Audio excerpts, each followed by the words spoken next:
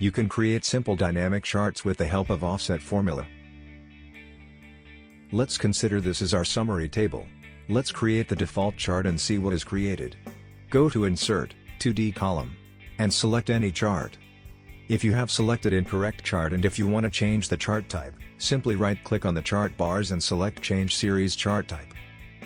I will convert this bar chart to line chart. Now format your chart as per your requirement and make sure to resize your chart to the correct size. Now let's create a table to create dynamic chart. I will copy-paste the above format and clear all the values. Let's add the scroll bar, go to Developer, Insert, and select Scroll Bar from Forms Controls. Drag the scroll bar and resize it according to your requirement. Right-click on the scroll bar and select Control Formatting. Minimum number should always start with 1. Maximum number should be total number of column. In our case, we have 12 columns.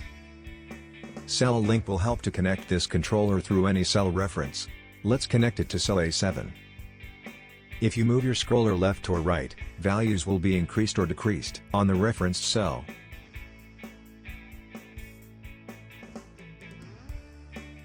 Now let's add the offset formula to populate the values dynamically. Reference will be our first top left header of the data, that is cell B2. Row should be 0 always, and column will be our controller reference, that is A7. Copy the formula and paste it to the entire column. Let's check if our values are populating based on scroller or not.